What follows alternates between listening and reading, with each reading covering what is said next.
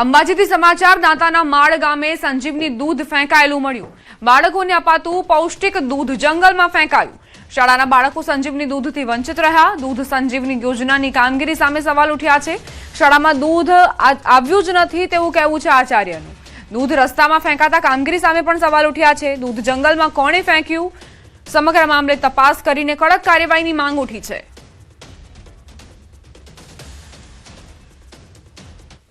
અમુક ટાઈમે દૂધની થેલીઓ જોવા મળે, રસ્તાની સાઈડોમાં ફેંકી દીધેલી, એવી સમસ્યા ઘણી વખત બનેલી છે।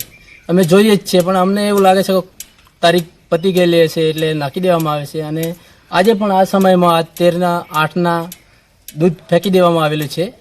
તો સ્કૂલ અમારા માળ ગામની સ્કૂલ છે અને અંતરાળીય વિસ્તાર છે, એટલે કોઈ આવણ જવાનું હોય ને, એટલે કોઈ ચેકિંગ આવે ને, એના માટે એ બધા જોતા નથી ને ત્યાં નાખી દેવામાં આવે એટલી છે। એટલે સ્કૂલમાં દૂધ પોકતું નથી છોકરો જોડે। આજે અમારી શાળામાં દૂધ સંજીવની સરકાર તરફથી આવે છે, દૂધ આવેલું નથી, તો એના માટે અગાઉ આવું ઘટના બનેલી ખરી? એટલે આવેલું નહીં, પણ આવું નાખી દીધેલું તો જોવા નહીં મળેલું। રોજે રોજ આવે? અમુક પર નહીં આવતું, અઠવાડિયામાં 1 દિવસ તો ના જ આવે। કાનપુરમાં કાર ચાલકનો આતંક। બેફામ આવતા કાર ચાલકે બાળકને કચડ્યો। સાયકલ લઈને જતા બાળક પર ચડાવી કાર, બાળકને 100 મીટર સુધી ઢસડ્યો। બાળકે બૂમ પાડી છતાં પણ ચાલક ઊભો ન રહ્યો। કાર ચાલકે ઢસડીને ગલી બહાર લઈ ગયો। બાળકને રસ્તાના કિનારે ફેંકીને કાર ચાલક ફરાર। કલ્યાણપુરના આવાસ વિકાસ કૈલાશ વિહારની આ ઘટના છે। ઈજાગ્રસ્ત બાળકને હોસ્પિટલમાં સારવાર માટે ખસેડાયો છે। ઘટના બાદ કાર છોડીને આરોપી ફરાર થયો। કાર ચાલક ફતેહપુરનો રહેવાસી હોવાનું સામે આવ્યું। કલ્યાણપુર પોલીસે આરોપીની શોધખોળ શરૂ કરી છે।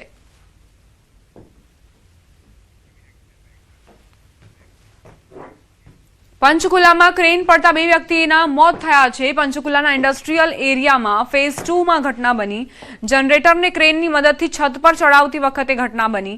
ભારે જનરેટરના કારણે ક્રેને સંતુલન ગુમાવતા પલટી મારી ગઈ। ક્રેન પર કામ કરી રહેલા 2 હેલ્પર નીચે પટકાયા। માથામાં ગંભીર ઈજા થતા બંનેના ઘટના સ્થળે જ મોત થયા। બંને હિમાચલ પ્રદેશ અને બિહારના રહેવાસી હતા। સેક્ટર 19 ચોકી પોલીસ ઘટના સ્થળે પહોંચી। પોલીસે સમગ્ર મામલે તપાસ હાથ ધરી છે। ક્રેન ચાલકને સામાન્ય ઈજા પહોંચી હોવાનું સામે આવ્યું।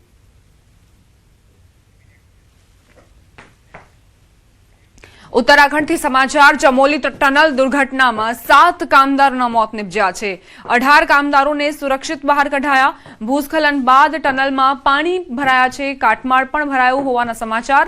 3 કામદારો હજુ પણ લાપતા છે। ઉત્તરાખંડના ચમોલી જિલ્લામાં આવેલા પીપલકોટી વિસ્તારમાં ગઈકાલે સાંજે એક મોટી દુર્ઘટના સર્જાઈ હતી। ગઈકાલે સાંજે 7 વાગ્યાની આસપાસ પીપલકોટીમાં THDC હાઇડ્રો ઇલેક્ટ્રિક પ્રોજેક્ટના TRT ટનલના 1600 મીટરની ત્રિજ્યામાં ભૂસ્ખલન થયું, જેના કારણે ભારે પૂર અને અરાજકતા સર્જાઈ ગઈ। આ ભયાનક અકસ્માતમાં 7 કામદારના દુઃખદ મોત થયા, જ્યારે 18 અન્ય લોકો ગંભીર રીતે ઘાયલ થયા। હજી પણ અંદર મજૂરો હોવાની આશંકા સાથે સુરક્ષા દળો દ્વારા તપાસ કરાઈ રહી છે।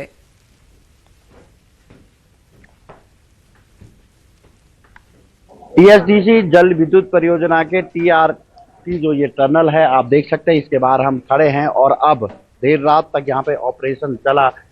जो अंदर लोग फंसे हुए थे, सर्च ऑपरेशन यहाँ पे चलाया गया।